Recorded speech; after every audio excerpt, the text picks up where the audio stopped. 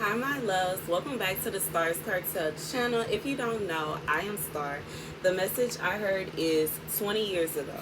The scripture comes from Ezekiel 23 and 1. Thus the word of the Lord came to me. Son of man, there were two women, daughters of the same mother, who even as young girls played the harlot in Egypt. There the Egyptians caressed their bosoms and fondled their virginal breasts. Aholah was the name of the elder, and the name of her sister was Oholibah. They became mine and bore sons and daughters. As for their names, Samaria is Aholah, and Jerusalem is Oholibah. Aholah became a harlot, faithless to me. She lusted after her lovers, the Assyrians, warriors dressed in purple, governors and officers, all of them attractive young men, knights mounted on horses. Thus she gave herself as a harlot to them, to all the elite of the Assyrians, and she defiled herself with all those for whom she lusted, with all their idols. She did not give up the harlotry which she had begun in Egypt, when they had lain with her as a young girl, fondling her virginal breasts and pouring out their impurities on her. Therefore I handed her over to her lovers, the Assyrians for whom she had lusted. They exposed her nakedness, her sons and daughters they took away, and herself they slew with the sword. Thus she became a byword for women, for they punished her grievously. Okay, so here's the message. Oh wow. Okay. So this happened, like someone had something like this happen to them over 20 years. Like it will be over 20 years ago. This is something that happened a while ago. This is something that happened long ago. And I just feel like God is saying that this could be a situation where this person is still holding on to pain from 20 years ago. And I say that because that's what I heard as I read the message 20 years ago. Okay, so this is someone, sadly, that had to go through something like this. Okay, but this happened to her because of her sins. Okay, this happened to whoever this woman is or women, whatever. It happened because of the sins that they had going on. There was some kind of sin that they had performed.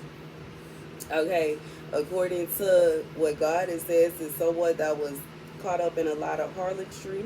They was thotting around, okay, and in the midst of them thotting around, they ended up in a situation where they were under God's wrath. The second scripture God sent me to is 2 Chronicles 14. Asa did what was good and pleasing to the Lord his God, removing the heathen altars and the high places, breaking to pieces the sacred pillars, and cutting down the sacred poles. He commanded Judah to seek the Lord, the God of their fathers, and to observe the law and its commands. He removed the high places and the incense stands from all the cities of Judah, and under him the kingdom had peace. He built fortified cities in Judah, for the land had peace, and no war was waged against him during these years.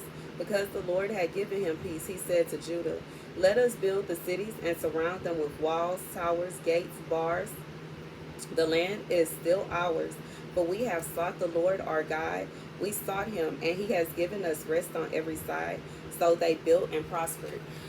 So this is for someone. You have endured whatever wrath from God because of whatever was going on 20 years ago. God says, since all of this has happened, and it may not literally be 20 years also, I'm going to say that.